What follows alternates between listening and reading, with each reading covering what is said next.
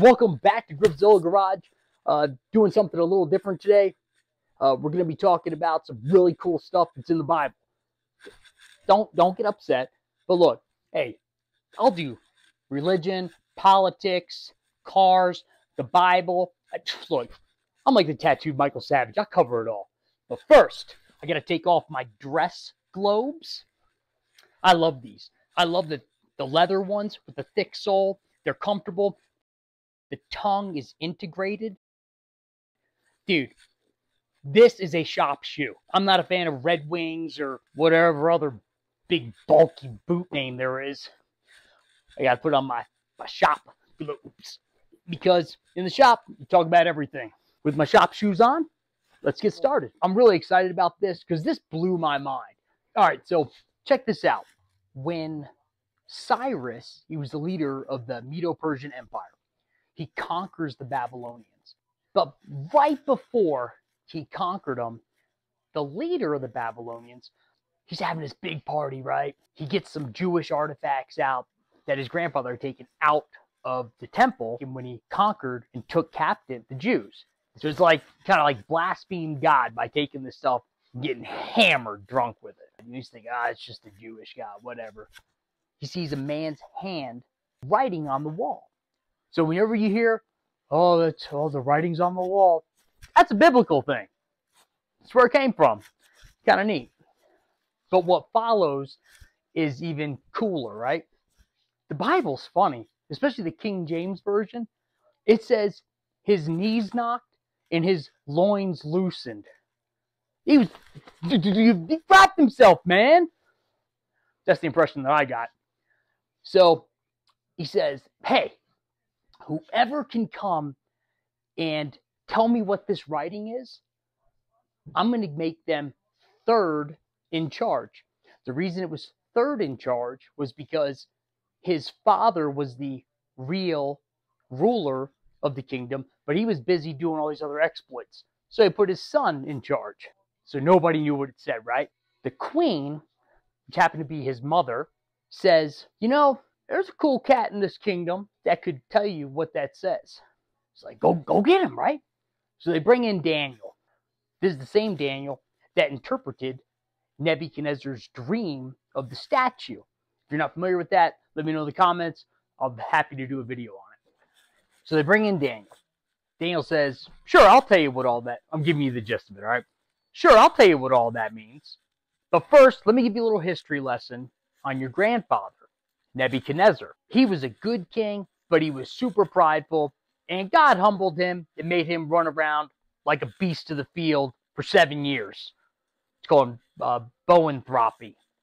I hope I'm saying that right. Anyways, and then he healed him of that. But the neat thing is, he says, Belshazzar, the acting king, you knew all this, and you're still trying to go against this God that your grandfather served.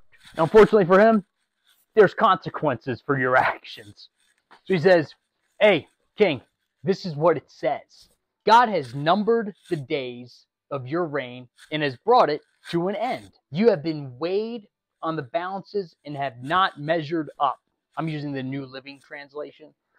Your kingdom has been divided and given to the Medes and Persians.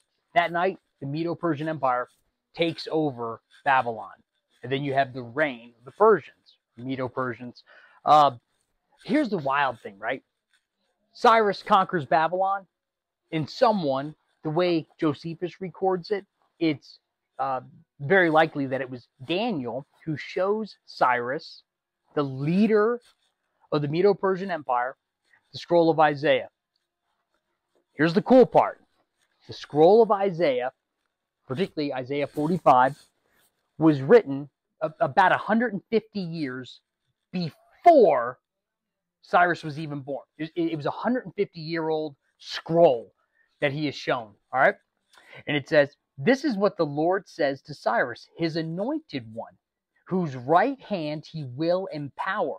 Before him, mighty kings will be paralyzed with fear. Now, that's funny because the acting king was paralyzed with fear. The King James says his loins were loosened, his knees knocked, like he crapped himself. I'd call that paralyzed with fear, all right? It says their fortress gates will be opened, never to shut again. That's exactly what happened, because history tells us that you had the Babylonian Empire, the Persian Empire, the Greek Empire, and then the Roman Empire. But that's like if you got the Gone in 60 Seconds, Nicolas Cage, Mustang, and you open up the glove box, and there's a sealed letter in there that's postmarked from 2001. And it says, like if I open it, it says, "To Griffin, I knew you were going to have this car, and I specifically want you to use it on Griffzilla Garage to do whatever."